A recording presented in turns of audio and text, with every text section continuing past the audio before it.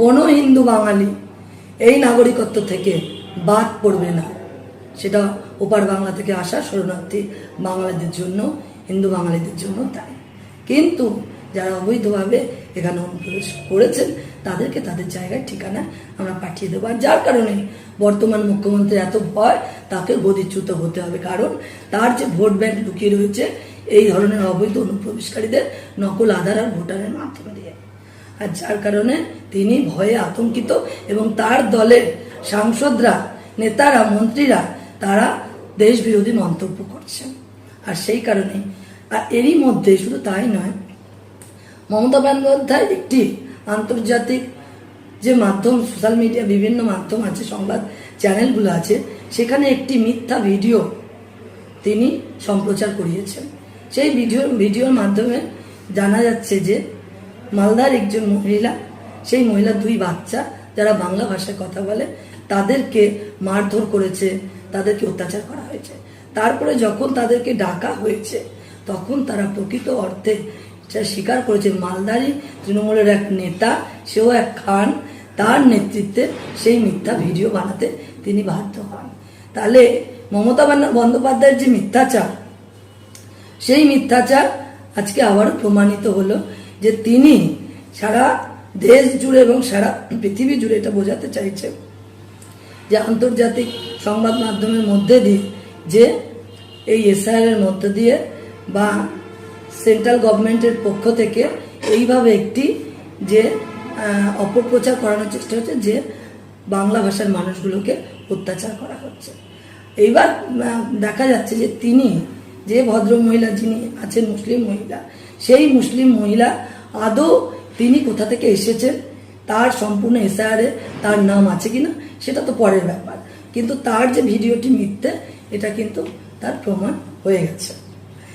Operation সিঁদুর সংক্রান্ত বক্তব্যে তৃণমূলের সাংসদ কল্যাণ বন্দ্যোপাধ্যায় যে কথা বলেছেন, শুধু তাই নয়, মমতা বন্দ্যোপাধ্যায়ও এটা একটা সিঁদুর বিক্রির খেলা বলেছেন।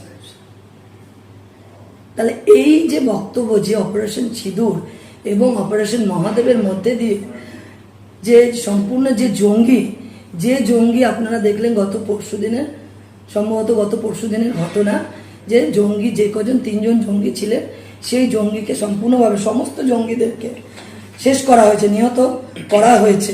সেটা হচ্ছে কি আপনার সুলেমান, আফগান এবং জিবরানকে শেষ করেছে ভারতীয় সেনা। আর কল্যাণ বন্দ্যোপাধ্যায় নিচে গিয়ে হাত নাড়িয়ে হেসে তিনি সংসদে দাঁড়িয়ে বলছেন, হেঁটে যে আজাদ কাশ্মীরে সেই সমস্ত জঙ্গিরা চলে গেছে, ভারতীয় সেনাবাহিনীরা সেটা দাঁড়িয়ে দেখেছে।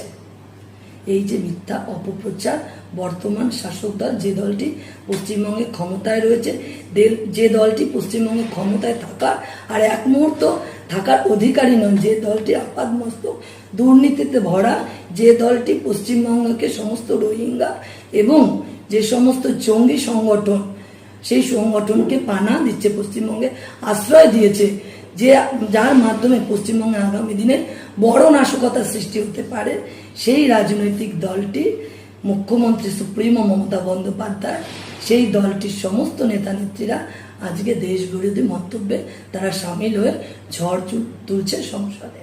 আমাদের বলবার এটাই বিষয় যে কাজটি এসআইআরের যে কাজ, সেটা নির্বাচন কমিশনের কাজ, সেই কাজটি সম্পূর্ণ নির্বাচন সংক্রান্ত বিষয় আছে।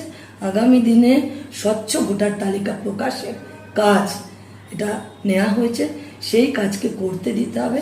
আর সেই কাজের অপপ্রচার এবং অপব্যাখ্যা যারা বিরোধী রাজনৈতিক দল করছেন বা সংসদে দাঁড়িয়ে যারা সংসদ ভবনের যে গরিমা, সেই গরিমাকে নষ্ট করছে, সেই জন্য আমরা ভারতীয় জনতা পার্টি স্টেটের পক্ষ থেকে সমস্ত জেলায় সংবাদ মাধ্যমের সামনে মুখোমুখি হয়ে সেই তথ্যকে তুলে ধরবার জন্য আজকে আমাদের এই প্রেস কনফারেন্স।